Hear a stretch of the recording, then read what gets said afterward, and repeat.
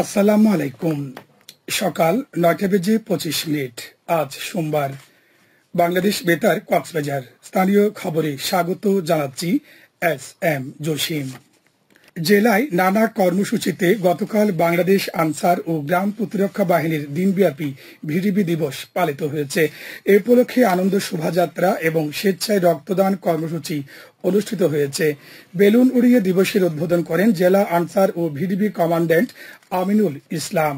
সামাজিক নিরাপত্তা ও উন্নয়নের অঙ্গীকার এই স্লোগানে র্যালিটি শহরের ঝালতলা ও লাবণী মোড় প্রদক্ষিণ করে। জনগণের মধ্যে সচেতনতা সৃষ্টিতে এতে নানা পোস্টার ও ব্যানার প্রদর্শন করা হয়। রক্তদান কর্মসূচিতে সহযোগিতায় ছিল জেলা সিভিল সার্জনের পক্ষ থেকে ডাক্তার ও নার্সের একটি সমন্বিত টিম। এ সময় উপজেলা আনসার ও ভিডিপি কর্মকর্তা, উপজেলা প্রশিক্ষক প্রশিক্ষিকা, দলনেতা দলনেত্রী এবং ভিডিপি সদস্যরা এতে অংশ নেন।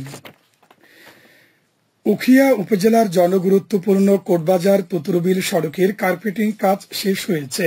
চলতি অর্থ বছরে বিশ্বব্যাংকের অর্থায়নে ৮০ লাখ টাকা ব্যয় বরাদ্দে স্থানীয় সরকার প্রকৌশল অধিদপ্তর এলজিডি প্রকল্পটি বাস্তবায়ন করেছে। প্রকল্পের মধ্যে সড়কের কার্পেটিং কাজ, গাইড ওয়াল ও কালভার্ট ব্রিজ নির্মাণ রয়েছে বলে জানিয়েছেন উপজেলা প্রকৌশলী রুকনুজ্জামান খান। এদিকে সড়কের কার্পেটিং কাজ শেষ হওয়ায় রাজাপালং ইউনিয়ন ও রত্নাপালং ইউনিয়নের মধ্যে সড়ক যোগাযোগ স্থাপন সহ পণ্য পরিবহন এবং যানবাহন যাতায়াতের সুযোগ সৃষ্টি হয়েছে বলে জানিয়েছে স্থানীয়রা।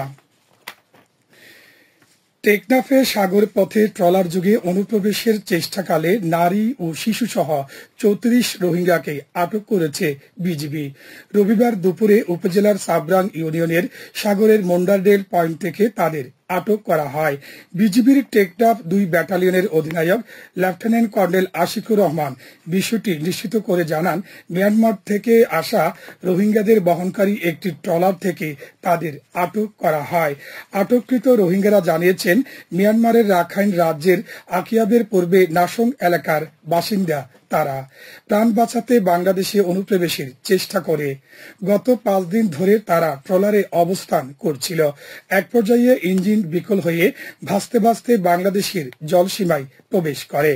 রোহিঙ্গাদের পুনরায় স্বদেশে ফেরত পাঠাতে ব্যবস্থা নেওয়া হচ্ছে বলে জানান লেফটেন্যান্ট কর্নেল আশিকুর রহমান।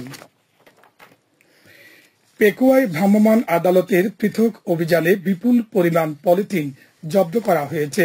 গতকাল সদর ইউনিয়নের চৌমুহনী এলাকায় যৌথভাবে এই অভিযান পরিচালনা করে উপজেলা প্রশাসন ও পরিবেশ অধিদপ্তর।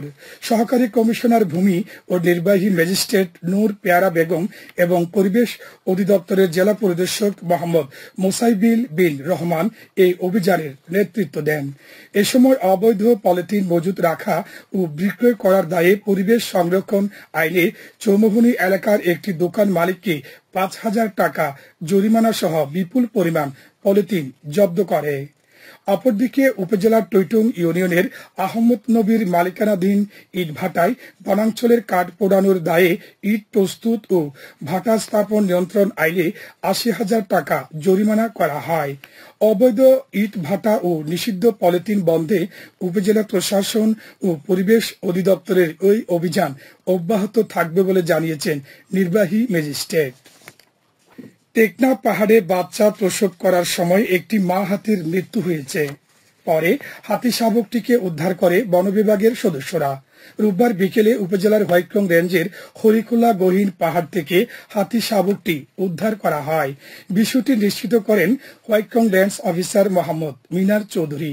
তিনি জানান, উদ্ধার হওয়া হাতি শাবকটিকে দোলাহাজারা সাফারি পার্কে পাঠানো হয়েছে। আবহাওয়া এখন জানিয়ে দিচ্ছি বাঁকখালী নদীর মোহনা ও সংলগ্ন এলাকার সামুদ্রিক জোয়ার ভাটার সময়সূচি। আজ জোয়ার শুরু হয়েছে সকাল ৯টা ৮ মিনিটে, চলবে বিকেল ৩টা ৫ মিনিট পর্যন্ত। সবশেষে পর্যটক বার্তা।